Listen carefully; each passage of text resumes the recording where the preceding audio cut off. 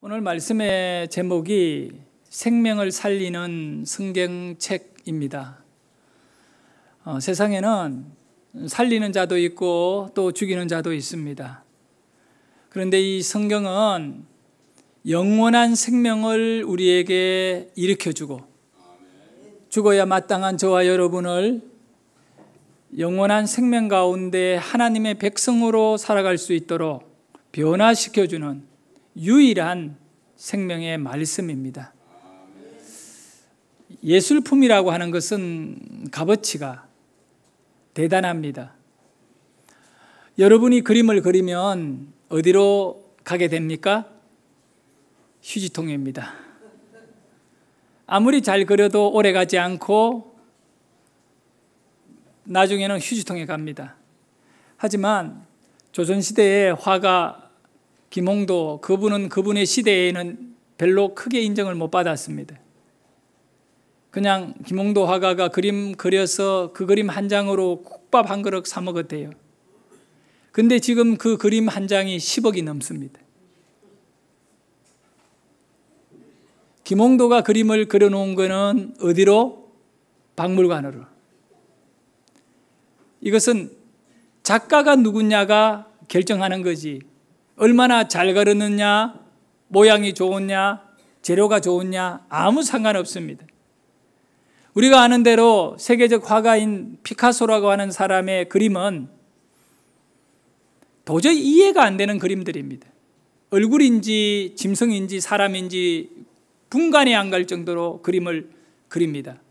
초등학생들에게 크레파스를 갖고 도화지 위에 낙서를 하게 되면 거의 비슷한 피카소의 그림이 만들어집니다. 놀라운 사실은 이 피카소의 원작은 100억 대가 넘습니다. 그리고 이런 그림들은 개인이 가지기에는 너무 귀한 것이라 여기고 이런 세계적인 박물관에 보관하게 됩니다. 작가의 차이입니다. 누가 만들었느냐, 누가 그렸느냐. 성경이 왜 가장 귀한 생명을 살리는 책이 되었느냐 하면 이 성경은 하나님의 입으로 나온 말씀을 기록해 옮긴 것이기 때문에 그렇습니다. 성경의 저자가 누구냐? 하나님이십니다. 목사님, 성경의 저자는 모세오경, 창세기, 출애굽기, 레위기, 민수기는 모세가 쓴 것이고, 그리고 마태복음은 마태가 썼고 누가복음은 누가가 썼는데 하나님이 썼다니 그게 말이 됩니까? 그렇습니다. 성경의 원저자는 하나님이십니다. 그러나 이 성경의 말씀을 기록한 사람들이 모세이고 마가이고 마태이고 바울입니다.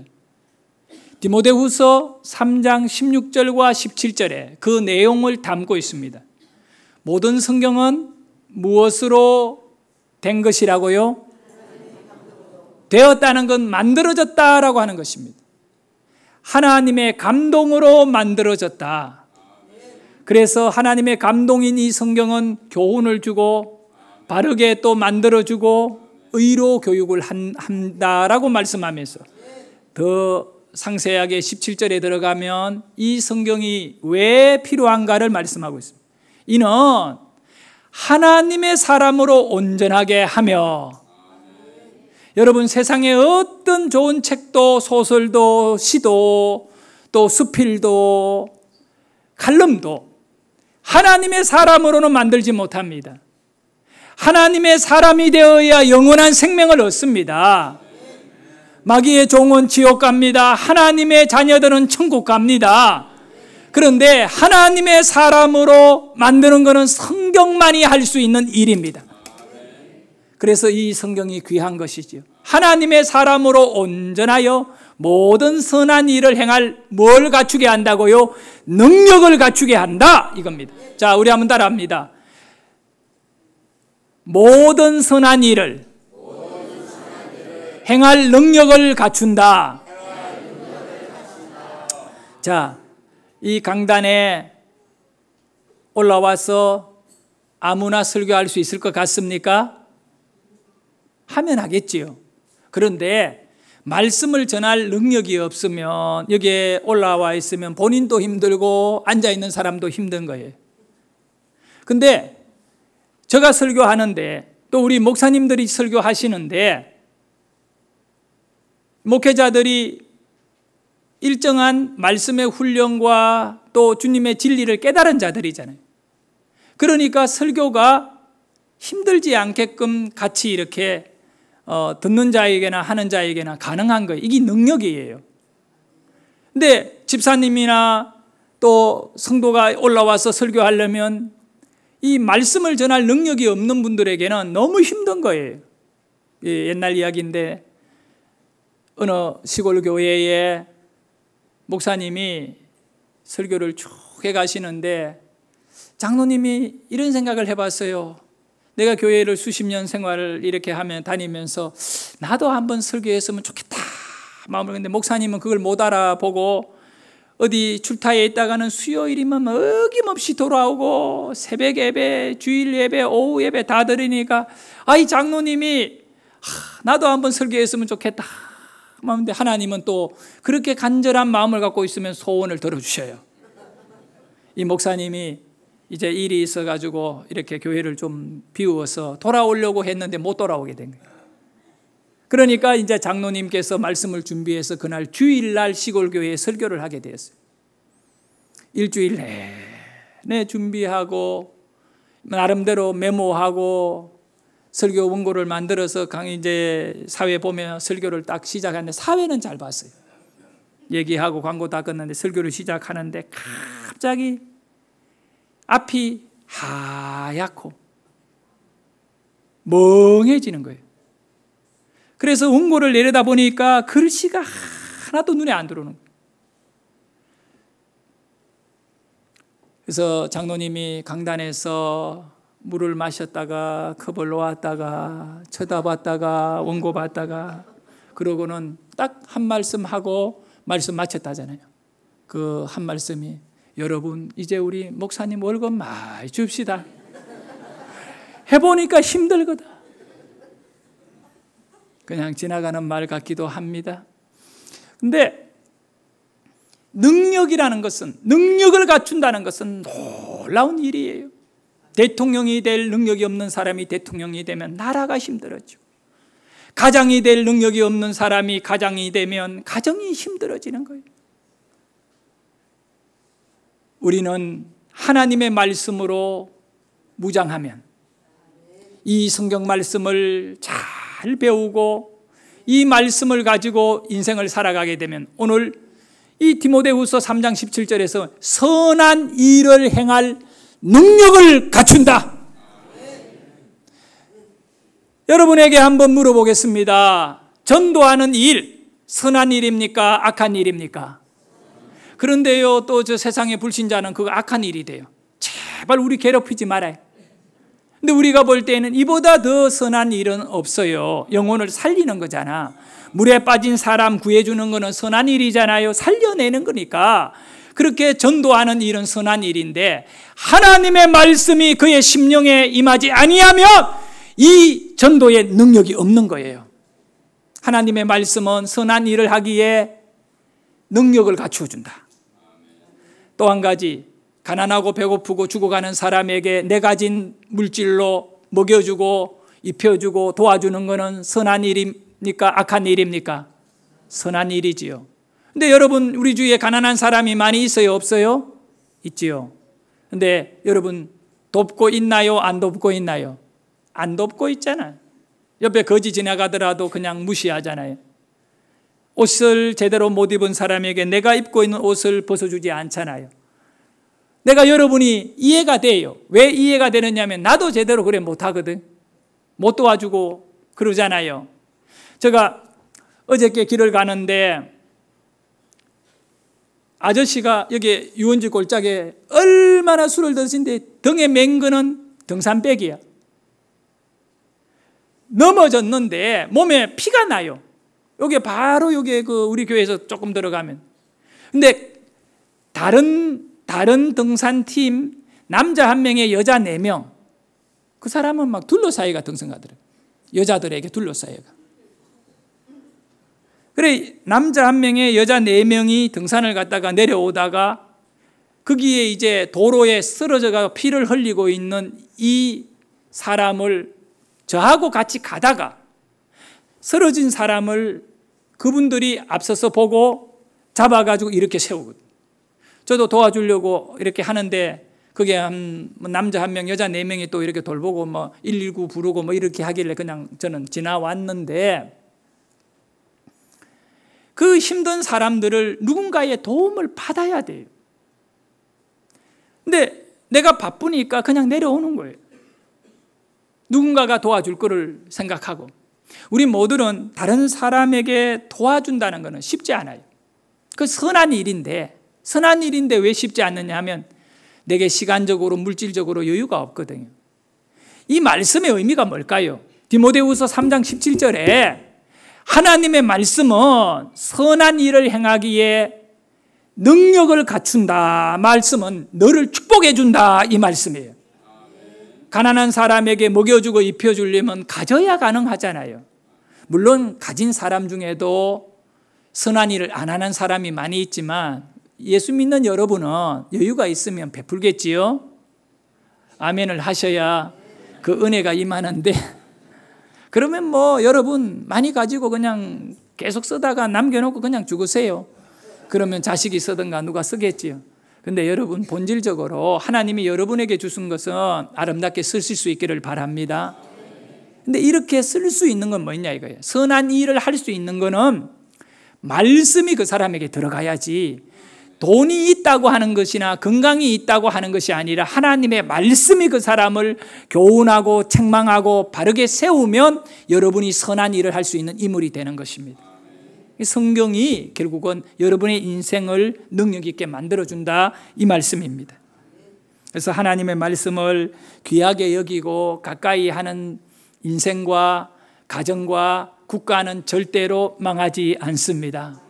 그러나 반대로 하나님의 말씀을 무시하고 핍박하고 외면하고 성경을 짓밟는 개인과 가정과 나라는 다 망하는 겁니다. 이걸 분명히 여러분 아시기를 바랍니다. 미국이라는 나라가 오늘날 저 이역만리 떨어진 이 우리나라 북한 쪽에다가 너희들 핵무기 없애 이렇게 말할 수 있는 이유가 어디에 있습니까? 가장 불안한 나라는 일본과 남한인데 이 남한에서 북한 보고 핵무기 없애세요 라고 말한들 핵무기 안 없애요. 일본이 북한을 향해서 그 핵무기 위험하니까 없애세요 말하면 아주 콧방구를 끼워버려요. 왜 그럴까요? 자기네들을 바꿀 만한 힘을 가지지 않은 상대이기 때문에. 그러나 미국이 야 없애. 안 없애면 안 돼요. 우리가 갖고 있는 프로그램이 있어. 이래버리거든. 그게 뭐 북한에서는 절절 매는 거지요. 미국이라는 나라가 얼마나 힘을 가진 나라인지. 그런데 오늘날 그들이 그 힘을 갖고 있는 것은 철저하게 여러분 알아야 돼요. 미국이라는 나라가 청교도들의 믿음 위에 세워진 나라. 지금은 많이 타락도 하고 기울었지만 그 조상들의 믿음이요. 여러분 2차 세계대전이 끝난 뒤에 유럽이 완전히 전쟁으로 인하여 초토화되었잖아요. 그런데 그 유럽을 재건하는 데에 돈이 어디에서 나오냐 하면 전부 미국에서 나온 돈이 돼요. 미국에서 천문학적인 돈들을 유럽 쪽에다가 투자를 해주고 이래서 유럽이 다시 일어나게 됐대요. 그러니까 미국이란 나라가 그런 좋은 일을 많이 해난 이 백성들과 믿음의 조상들이 있기 때문에 지금까지도 전 세계를 상대로 이렇게 힘을 누적해서 사용하고 있는 것입니다. 우리는 알아야 됩니다. 미국의 달러를 딱 보면 달러에 뭐라고 써있나요? 우리는 하나님을 믿습니다 라고 되어 있습니다. 우리는 하나님을 믿습니다. 그러니까 달러가 세계 돈으로 쓰여지고 있거든요. 아무리 유로를 만들어가지고 달러를 이겨내려고 달러 들고 또 여기저기 중국이 위안화를 갖고 뭐 세계 통화를 한번 만들어봤는데 다 소용없어요. 우리는 하나님을 믿습니다. 이거를 가지고 있는 이상 달러는 세계의 돈이 될 수밖에 없네요. 요즘 불신앙이 많이 미국에도 자리 잡으면서 그거 없애자고 말합니다. 이제 달러 속에 있는 우리는 하나님을 믿습니다라고 하는 이 참 그냥 미국이 아니에요, 여러분. 얼마나 믿음이 좋았으면 돈에도 우리는 하나님을 믿는다고 잡아 넣어놓을 정도입니까? 우리나라 돈은 부처를 그려놨잖아요. 다보탑 보셨나요? 10원짜리 동전에 보면 다보탑이 내가 봤잖아. 그거 보면 그 다보탑 사이에 부처가 하나 딱 들어있어요. 우리나라 돈은 가치가 없는 거예요. 10원짜리 요즘 안 쓰는 거예요. 말씀 귀하게 여기는 백성들은 하나님이 축복해 주신다. 여러분, 하나님의 말씀을 귀하게 여기고 성경을 가까이 하는 인생 되시기를 바라고, 정말로 자식들을 잘되게 만들기를 원한다면 다른 거 없어요. 성경을 읽히고 성경의 말씀을 가르쳐서, 그래서 우리 주일학교 아이들 말씀 가르치는 건 너무 귀하고, 교사 선생님들이 아이들에게 성경적으로 이렇게 가르치는 그런 헌신은 하나님이 너무나 귀하게 여기시는 것입니다. 예. 성가대 찬양하는 거는 그냥 하나님께 본인이 영광 돌리지만요, 교사하는 것은 그 아이들에게 생명을 불어넣는 거기 때문에 이것보다 더 귀한 일은 없어요. 그러면 왜 성경이 이렇게 귀하냐라고 했을 때 이 성경은 살리는 것이기 때문에, 살리는 거예요. 그래서 히브리서에 보면 히브리서 4장 12절에 성경에 대하여 이렇게 정확하게 정리를 내려주고 있습니다. 히브리서 4장 11절 말씀을 같이 읽도록 합니다. 하나님의 말씀은 살아있고 활력이 있어 좌우의 날선 어떤 것보다도 예리하여 영혼과 이 관절과 골수를 찔러 쪼개기까지 하며 또 마음의 생각과 뜻을 갑니다. 우리 딸 이름이 예리입니다. 예리. 큰딸 이름 예리인데 여기 히브리서 4장 12절에 보면 예리를 하여, 예리하여. 난 하나님의 말씀이 너무 좋은 거예요. 왜냐하면 이 하나님의 말씀은 죽은 말씀이 아니라 살은 말씀입니다. 세상에 어떤 사상가나 위대한 철학자나 성인이 좋은 말을 했다 하더라도 그 말씀은 사람의 심령을 찔러 쪼개는 예리함이 없어요. 근데 하나님의 말씀은요, 예리한 거예요. 살려낸다니까요. 여러분, 이 말씀을 가져야 돼. 치료를 받을 수가 있어요. 여기 보면 혼과 영과 및 관절과 골수를 찔러 쪼개기까지 한다. 마음의 생각과 뜻을 판단한다. 왜 그럴까요? 하나님의 말씀이 여러분의 생각에 들어오면 여러분의 마음과 생각을 판단을 하는 것은, 누가 판단해? 말씀이 여러분을 판단해버려요. 하나님의 말씀이 여러분을 판단한다는 것은 위대한 역사가 시작되는 거예요. 하나님의 생각으로 바꾸어 주겠다는 것입니다. 네 생각 잘못됐다 판단을 내려줄 때, 깨달을 때 여러분이 은혜를 받는 거예요. 이 말씀은 살아있는 말씀. 임금이라도요, 죽어버리면 그날불로 권세가 떨어져요. 돈 많은 회장도 죽어버리면 끝나버려요. 그 돈을 쓸 수가 없어요. 그런데 하나님의 말씀은 안 죽어요. 이 말씀은 얼마나 축복을 담고 있는지 몰라요. 그런데 그 축복이 여러분에게 살아있다는 것입니다. 살아있는 말씀인 것입니다. 오늘 살아있는 말씀이 여러분의 심령을 살려내기를 주의 이름으로 축원합니다. 어떤 근심도 걱정도 문제도 말씀 앞에 다가가면 회복될 줄 믿어야 됩니다. 내게 문제가 무엇인지 여러분 발견해야 돼요. 돈이 없어 문제가 되는가? 건강이 약해 문제가 되는가? 자식이 속을 썩여서 문제가 되는가? 그러나 이걸 바꾸어 봐야 돼요. 하나님의 말씀은 돈 문제도 건강 문제도 자식 문제도 모든 문제를 해결할 수 있는 살아있는 말씀이기에 내가 말씀을 붙잡고 버티면 하나님이 다 해결해 주신다. 말씀에 능한 자가 되셔야 돼요. 말씀에 온전히 다가가는 자가 되어야 돼요. 거지라도 하나님의 말씀을 가지게 되면 그는 권세 있는 자. 성경에 보면 나사로라고 하는 사람이 있어요. 정말 이 예수님이 비유로 하신 말씀이기 때문에 너무너무 귀한 말씀이죠. 나사로는 돈이 하나도 없는 거지에다가 몸이 병이 나가지고 흔대가 올라왔대요. 몸에서 이 진물이 나고 그 다음에 구덩이들이 이 흔대가 있는 데는 생길 것이고 개가 옆에 와가지고 핥아줬대요. 어떤 사람이 위로 안 해줘. 핥아준다는 뭐냐? 고름 나오는 거 핥아주는 거예요. 개가 옆에서 핥아주는 거예요. 누구도 위로하는 자가 없어요. 이 병들고 가난한 거지 나사로예요. 근데 성경은 거지 나사로가 죽어서 아브라함의 품에 안겼다는 거예요. 거지 나사로는 말씀을 가진 자입니다. 그러나 그 나사로 쓰러져 있는 그 길 바로 앞에 부잣집이 있었는데 부자는 세상에 호요식하며 자기 마음대로 부리고 다 살았어요. 그러나 그가 죽었어요. 지옥에 떨어졌어. 물 한 방울을 그리워하며 고통받는 영원한 지옥에서의 심판 가운데 놓이게 된 것입니다. 하나님의 말씀은 살리는 말씀이라 거지 나사로를 살려주셨어요.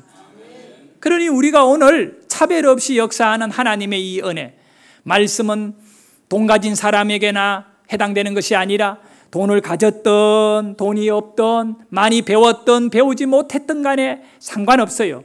하나님의 말씀은 모든 사람을 살려주는 말씀입니다. 그러므로 살리는 말씀, 활동력이 있고 운동력이 있고 우리의 혈과 혼과 관절을 찔러 쪼개게 하는 이 하나님의 말씀, 이 말씀으로 치료받기를 소원합니다. 여기에 찔러 쪼갠다, 날카롭다 할 때 이 단어는 의사들이 사용하는 칼, 메스라고 하지요. 이 칼을 의미하는 거예요. 의사는 여러분의 집에서는 식칼을 갖고 수술하지 않아요. 그 식칼에는 병균도 있고 그거는 또 이렇게 암덩어리를 잘라내려면 이게 제대로 안 들어요. 그러다가 사람 죽여요. 세상의 철학이나 세상에 있는 모든 사상이나 세상에 있는 어떤 그런 진리라고 말하는 헛된 거짓된 포장된 가짜 진리, 이것을 갖고 사람들은 치료받으려고 하고 점집에도 가고 굿도 하고 살아요. 그는 전부 다 수술이 실패에 끝납니다.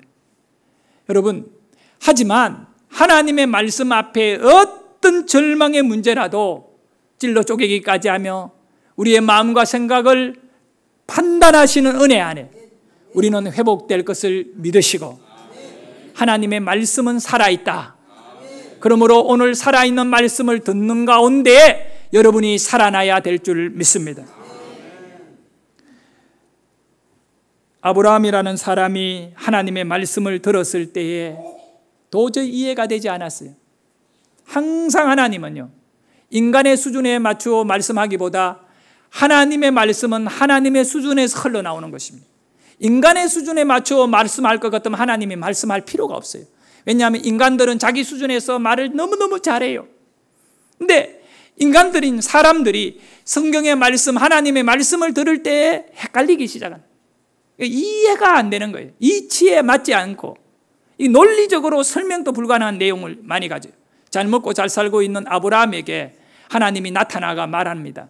내가 너에게 지시하는 땅으로 가라 말씀합니다.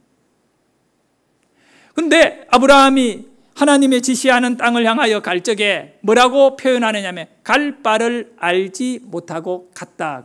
여러분, 갈 바를 알지 못하고 간 거예요. 세상에 가장 힘든 길이 어떤 길입니까? 갈 바를 알지 못하고 가는 길이에요. 그런데 그 아브라함에게 내가 너에게 지시하는 곳으로 가라고 한 이 말씀 한마디에 아브라함이 순종을 하고 그 길을 갔거든요. 갈 바를 알지 못하는 막막한 길이지만 그 길은 어떤 길이냐 하면 하나님의 수준의 길입니다. 동일하게 아브라함에게 하나님이 말씀하셨어요. 아브라함아, 예 하나님, 너의 사랑하는 독자 이삭을 모리아 산에서 번제로 제사 지내라. 예? 이거는 뭐 충격입니다. 도저히 이해할 수 없는 것을 요구하시는 겁니다. 뭐 이해만 되면야 따라가겠는데, 그런데 율법으로도 보면 인신제사는 하나님이 금지시켜 놓은 거예요. 평상시에 하나님이 말씀하신 것하고도 안 맞는 내용을 하나님이 말씀하셔요. 그것도 아브라함에게 아들을 직접 죽여가지고 각을 떠서 나무 위에 올라서 불을 떼워가지고 이 불을 태워서 다 제사 지내는 이 일을 어떻게 합니까? 차라리 내가 죽고 말지요. 그런데 하나님이 하신 말씀, 하라고 하는 말씀이 이해가 안 되었을 때 아브라함이 하나님 도저히 이해가 안 되고 나는 또 내 아들을 번제로 드릴 수 없습니다 라고 하지 않았다는 거예요. 왜 그러냐? 여러분, 이 성경이 여러분에게 이해가 안 될 때가 많이 있습니다. 너무나 내 삶에 부담스럽게 들려지는 것들이 있습니다. 그렇지요. 용서해 주라. 나는 용서 못합니다. 그런데 성경은 나보고 용서해 주라고 말합니다. 예? 원수가 줄이거든 먹여래요.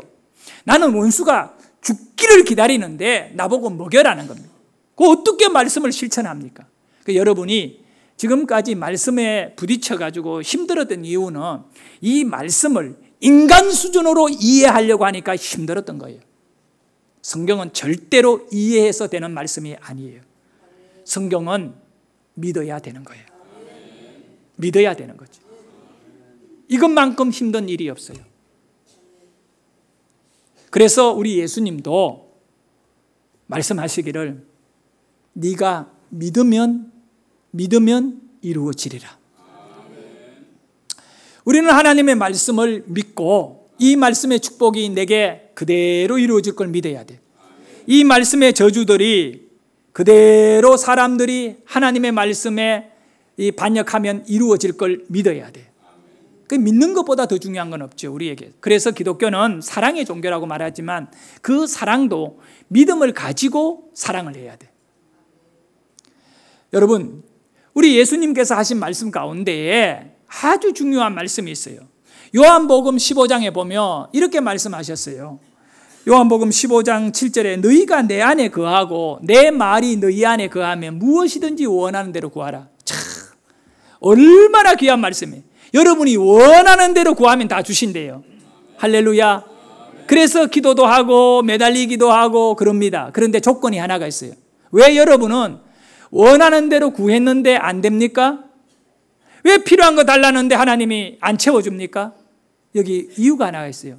너희가 내 안에 거하고가 안 된 거예요. 내 안에 거한다는 말은 빨간 글씨 내 말이 너희 안에 거하면입니다. 거하고 거하면입니다. 여러분, 하나님의 말씀이 여러분의 가슴 안에 딱 들어가 있으면요, 여러분이 기도하면 응답이 다 이루어집니다. 그래서 성경은 뭐라고 또 말씀하느냐? 의인의 간구하는 기도는 힘이 있대요. 말씀을 가진 자가 의인인 것입니다. 그렇기 때문에 여러분이 영적으로 능력 있는 자, 살아있는 자, 말씀으로 축복을 누리는 자가 되기 위해서는 무엇보다 먼저 하나님의 말씀을 귀하게 여기는 성도가 되어야 돼요. 조지 밀러라고 영국에 선교사로 활동했던 인물이 있습니다. 독일인입니다. 영국으로 건너가서 1800년대 중반 말에 얼마나 큰 일을 했는지 모릅니다. 이 조지 밀러가 영국에서 고아원을 세워가지고 고아들을 먹여 살리는데 한때 고아들이 몇 명이었느냐 하면 그가 70세에 은퇴를 했는데 그리고 87세까지 전 세계 40나라가 넘는 나라를 다니면서 강연하고 전도했던 거예요. 이 조지 밀러가 고아 2,000명을 먹여 살린 사람. 아니 전체 토탈 2,000명이 아니라 그가 고아원들을 운영하는 안에 2,000명의 수용 인원을 먹여 살리고 입혀주고 학교 보낸 인물이에요. 그런데 놀라운 사실은 그는 단 한 번도 고아들을 위해 이렇게 도와주세요라고 광고하지 않았어요. 단 한 사람에게도 후원을 요청하지 않았어요. 대신에 조지 밀러는 뭘 했느냐 하면 직원들에게도 그렇고 본인도 그렇고 필요한 것이 있으면 무조건 하나님께 엎드려 기도하는 것입니다. 옷이 필요하면 옷을 달라고 기도하면 하나님이 알아 채워주시고, 빵이 없으면 금식하며 기도하면 한때는 이제 잘 돌아가던 고아원에 2,000명이나 되는 이 아이들인데 이 먹이다 보니까 빵 하나씩 먹어도 2,000개예요. 근데 어느 날 그 이 빵이 밀가루가 다 떨어져가 그러니까 그 총무가 조지 밀러 목사님에게 와서 이야기합니다. 목사님, 빵이 떨어졌어요. 기다리세요. 그리고 식탁에 애들을 점심 때 다 앉혀놓으세요. 점심 때 아이들은 빵이 없는데 식탁에 앉아 있었어요. 조지 밀러는 온 직원들에게 하나님이 먹여주시도록 기도시킨 거예요. 기도했는데 갑자기 마차가 몇 대가 막 달려오는데 그 마차에 빵이 가득 실려 있는 거예요. 어떤 일이 있냐? 그 런던에 빵 공장이 큰 거 있었는데 불이 나가지고, 물론 그 공장으로는 별로 안 좋아. 불이 나가지고 막 타달아가니까 이 빵 공장 사장이 이제 불나니까 이걸 잡아내가지고 어떻게 했냐면, 그러면 이 밀러 목사님 있는 공장으로 다 보내버리는 거예요. 불난 가운데 빵을 내어가 싣고 보내는 거예요. 그리고 소방대원들이 막 불 끄고, 공장은 이제 당분간 새로 만들 때까지 문을 닫아야 되니까 이 빵을 고아원으로 보내. 그때가 딱 식사 전에 점심시간이었다. 5만 번의 기도 응답을 받은 은혜가 있는 목사님이시. 한 번도 광고 안 하고 사람에게 손 벌리지 않았던 조지 밀러예요. 그러므로 여러분들도 힘들고 어려우면 사람에게 벌리기보다 하나님께 죽든 살든 엎드려 있기를 원하고, 은행에 가서 빈 통장 갖고 앉아가 기도만 하고 있으면 돼요. 문 닫으면서 나가라면 나오고 그 다음날 가가 또 기도하면 돼요. 문제는 계좌번호 몰라가 안 넣어줘요. 자, 그런 조지 밀러의 영성과 능력은 어디에서 나왔느냐 이거예요. 그는 20살 20대에 페루나였어요. 20대에 이미 알코올 중독자요, 도박에 중독된 사람인데, 그는 사기를 치고 남에게 절도범이 상습 절도범이 도둑질까지도 잘했어요. 밀러 목사가. 그래가 잡혀가지고 감옥에 몇 달 6개월인가 얼마 감옥도 살았던 인물이에요. 이미 끝장난 인생이잖아. 근데 이 사람이 성경을 읽게 된 거예요. 아마 감옥인지 어딘지 잘 모르겠어요. 성경을 읽게 된 거예요. 말씀을 통하여 밀러가 무너져 버린 거예요. 그리고 독일에서 영국으로 건너가서 선교사로 헌신해버린 거예요. 진짜 조지 밀러는 능력은 어디서 나왔느냐 하면 하나님의 말씀이에요. 왜냐하면 조지 밀러는 기도의 사람이라고 우리에게 알려져 있는데, 사실은요, 조지 밀러는 말씀의 사람인데 그가 가장 평상시에 집중했던 일이 뭐냐면 말씀이에요. 그래서 그가 개인적으로 28만 권의 성경을 1800년도에 다른 성경 없는 사람에게 나누어준 성경 배포 운동을 가장 많이 한 인물이 조지 밀러예요. 당시에 성경 한 권이 얼마나 비쌌는지 압니까? 인쇄술이 아주 이렇게 없을 시대였기 때문에 성경은 누가 가지냐? 귀족들이나, 돈 많은 귀족들이나, 아니면 교회 목사님들이나, 아니면 이 가톨릭 같으면 신부들이나 하지, 일반 성도들은 돈이 없어서 성경 읽지도 못한대요. 그냥 설교 시간에나 말씀을 들을 수밖에 없는. 그런데 조지 밀러는 자기의 모든 사역에 돈이 들어오면 성경을 찍어가지고, 성경을 구입해가지고 이 성경을 다른 사람에게 나눈 거예요. 28만 권을 나눴다. 여러분 평생에 성경 몇 권 나누었습니까? 우리 교회 성도님들 가운데에도 전도해서 새신자 온다든가 이러면 다 성경을 사서 선물로 주는 분들을 보면서 전 참 너무 귀한 분들이라 생각해요. 요즘 성경에 뭐 몇만 원 주면 사지만 당시에는 한 달을 일해야 성경 한 권 살까 말까예요. 그런데 조지 밀러는 28만 권의 성경을 다른 사람에게 나누었던 겁니다. 우리도 이런 선한 일을 할 수 있는 능력이 있기를 원합니다. 하나님의 말씀을 가까이 하고 변화받은 그런 인생에 정말 하나님 앞에 영적인 일꾼이 되어야 합니다.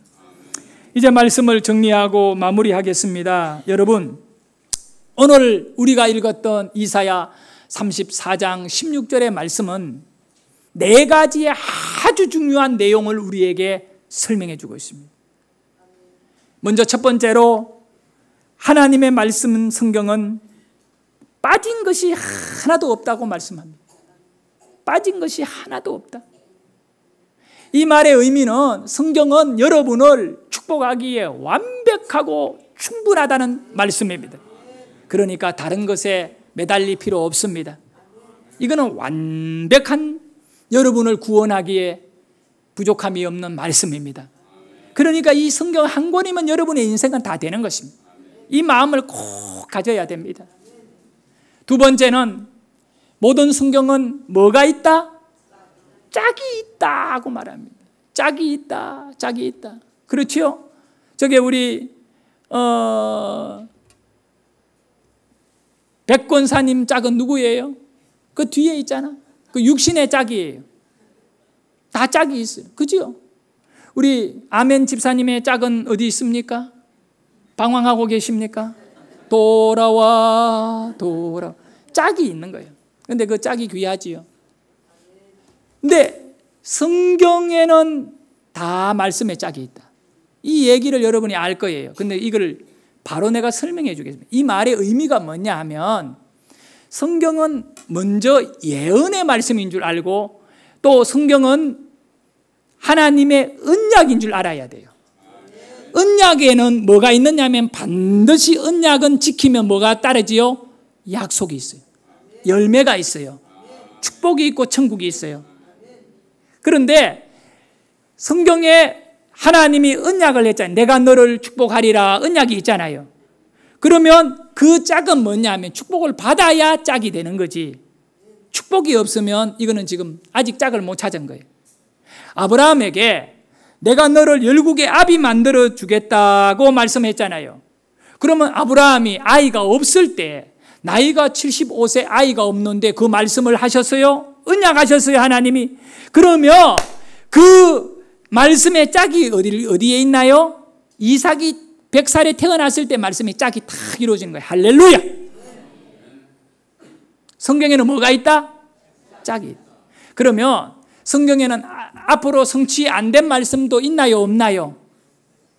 많이 있어요. 없는 게 아니고 예수님이 말씀하셨어요. 내 이름으로 너희들이 무엇이든지 기도하면 내가 예수님이 시행하여 주리라. 이루어 주겠다는 겁니다. 그러면 그 말씀은 영원히 살아있는 말씀이잖아요. 죽은 말씀이 아니잖아요. 예수님이 십자가에 죽으시고 그냥 안 살아났으면 그 말씀은 죽은 말씀이에요. 그런데 예수님은 십자가에서 살아나서 영원한 능력과 생명을 가지신 분이야. 그런데 그 말씀을 가슴에 언약으로 받아들인 제자가 있어요. 베드로예요. 베드로가 성전 앞에 가는데 성전 미문 앞에 태어나면서부터 안전뱅이로 지금까지 40살 된 사람이 앉아 있는 거예요. 근데 그 사람이 손을 내밀고 베드로에게 하는 말이 뭐냐면 한 푼만 달라는 거예요. 동전 하나만 달라고 하는데 베드로의 가슴 속에 들은 말씀이 있거든. 언약이 있거든요. 내 이름으로 무엇이든지 구하면 내가 시행하여 주리라. 그래서 그 사람에게 다가가서 돈 달라고 하는 사람이 손을 딱 잡고 말합니다. 나는 은과 금이 없다. 하지만 내게 있는 것으로 너에게, 내게 있는 것은 언약이 있다. 내게는 예수님의 말씀이 있다. 내게는 성경이 있다. 나사렛 예수의 이름으로 일어나 걸어라. 예수 이름으로 사용해버린 거예요. 벌떡 일어나버린 거예요. 할렐루야. 자, 예수님이 하신 말씀, 내 이름으로 무엇이든지 너희가 구하면 그대로 시행하겠다는 짝이 어디입니까? 짝이 어디 있습니까? 베드로가 안전뱅이를 이렇게 세울 때 짝이 만들어져 버립니다. 그러면 예수님의 말씀은 한 사람에게만 딱 해당되고 끝나는 거냐? 아닙니다. 그 한 사람에게도 100번이고 1000번이고 예수 이름을 쓸 적마다 능력이 나타나고, 그리고 오늘 저와 여러분에게도 나타나는 줄 믿어야 됩니다. 그래서 이 두 번째 말씀, 이사야가 선포하고 있는 모든 성경은 짝이 있다. 이 말씀은 저와 여러분을 통하여 짝을 만들어내기를 주의 이름으로 축원합니다. 우리들도 하나님의 은혜와 영광을 말씀의 실천의 현장 속에서 열매를 맺으면서 짝을 만들어내기를 주의 이름으로 축원합니다. 여러분 성령 받으시기를 바랍니다. 성경은 성령의 감동으로 기록되기 때문에 성령을 받으면 이 말씀이 전부 다 은혜가 되고 이해가 되는 것입니다. 그렇다면 여러분이 어떻게 성령을 받으려면 성령이 뭐라고 말합니까? 부르짖어 기도해라. 너희들이 성령 받기를 사모하면 뭐 하신다? 성령을 주신다. 그러니까 여러분이 성령 줄 걸 믿고 기도하면 성령을 받게 되어졌을 때 그 말씀에 짝이 이루어지는 줄 믿으시기를 바랍니다. 오순절 다락방이 뭐냐면 예수님의 말씀이 성취된 짝인 줄 믿으시기를 바랍니다. 그 그 성령이 그들에게만 있는 게 아니라 저와 여러분에게 있다는 걸 믿으시고 우리도 그 짝을 이루시기를 주의 이름으로 축원합니다. 세 번째는 여호와의 입이 이를 명령하셨고입니다. 이사야는 여호와께서 그 입으로 이 성경을 명령하셨기 때문에 이 성경은 거룩성을 갖고 있다. 자, 성경의 거룩성을 허물면 안 돼요. 왜 성경을 무시하고 짓밟은 인생이 하나님 앞에 심판을 받느냐면 하나님을 거룩성을 훼손시키면 안 돼요. 사랑하는 여러분, 우리는 성경을 귀하게 여겨야 돼요. 정말 성경 말씀을 귀하게 여겨야 이 말씀이 여러분에게 복이 되는 것입니다. 마지막 네 번째입니다. 네 번째는 그의 영이 이것을 모으셨습니다. 그의 영이 이것을 모았대요. 그래서 왜 목사님, 하나님의 사람들이 많은 글을 남겼을 건데 왜 66권입니까? 그거는 하나님이 모은 것만 성경이에요. 도마스도 있고요.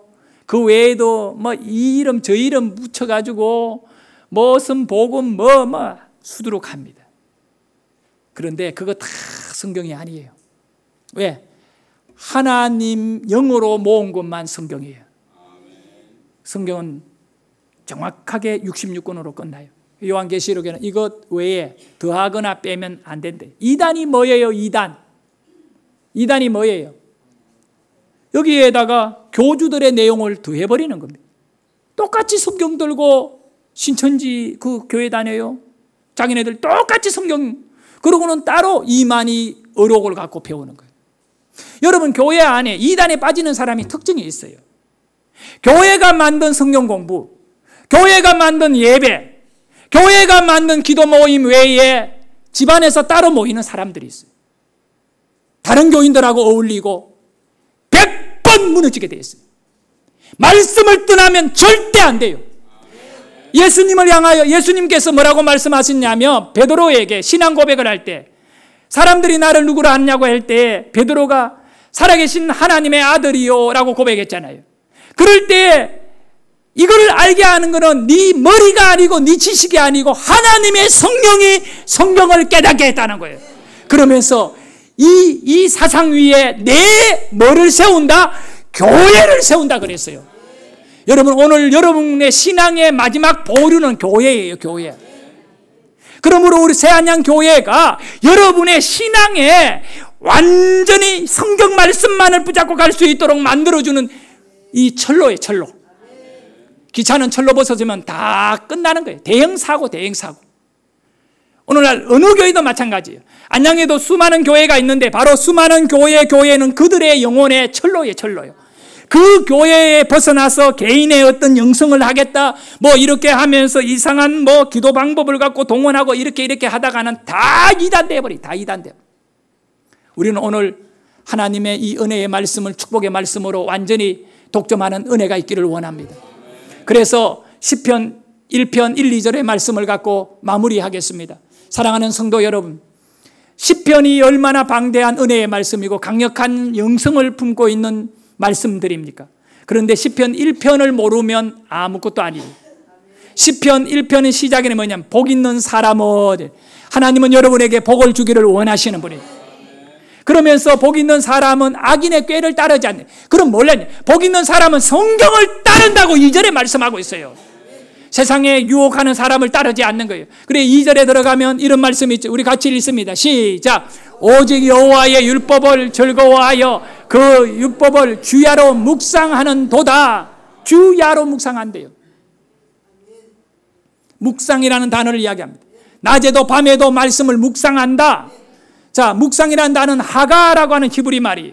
이 말은 동일하게 사용되는 단어인데 뭐냐면 되새김질 한다 할 때 소는 위가 4개나 있습니다. 풀을 뜯으면 막 풀이 있을 때 뜯어놓고요. 평상시에 풀 없는 곳에 뭐 마구간이나 아니면 어디에 길에서나 가면 이걸 갖다가 이빨로 맷도질을 하면서 풀을 씹어가 소화를 시켜요.